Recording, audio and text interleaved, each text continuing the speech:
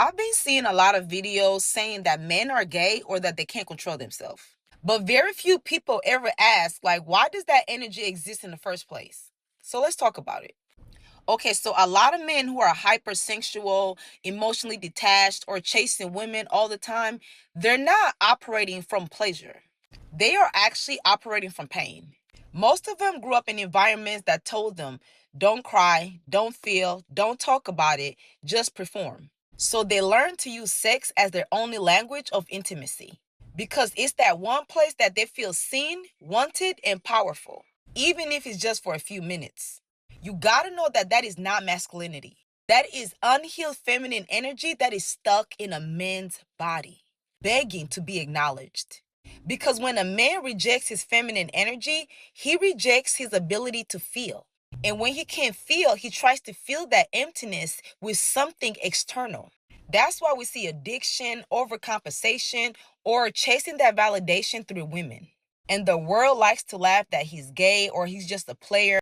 But spiritually, that is a man that is crying out, trying to connect to his own soul. When he finally starts to heal, when he allows himself to cry, to be still, and to feel his emotions, his sexual energy transforms. It becomes creative energy, healing energy. That's when he stops conquering bodies and starts cultivating consciousness. And that's why the Matrix shames men for being emotional. Because if they ever learned how to feel like for real, they'll stop serving the system and start serving God. So no, he's not just lustful or just too feminine. His feminine energy is just unhealed. And when that finally happens, when that masculine finally meets the feminine within, that's when Christ consciousness awakens. That's when the real divine power returns to the men.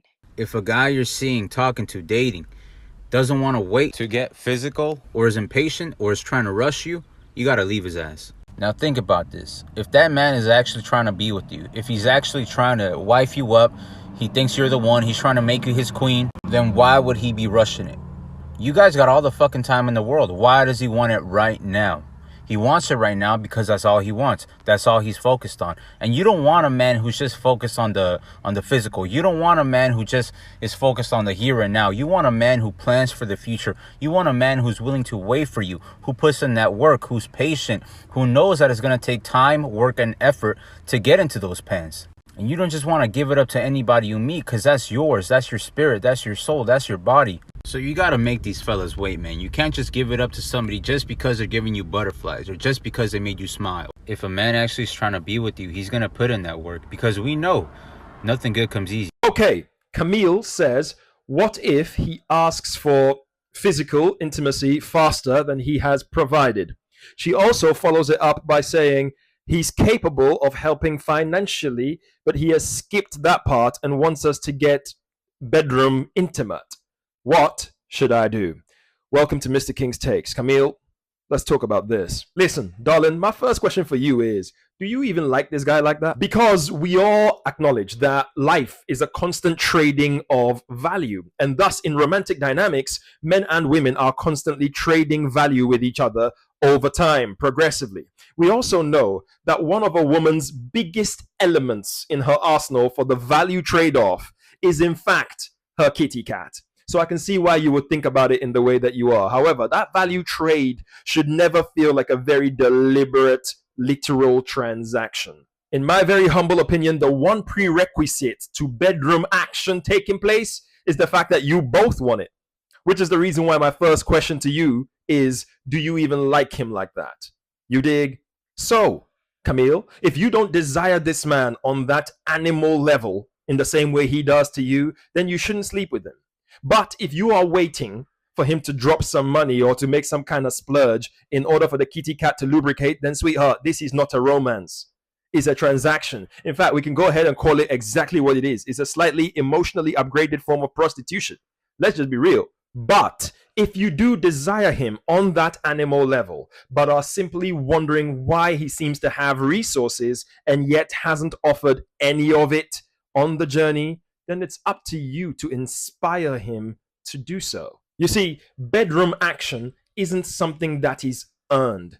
It's something that is shared mutually and passionately.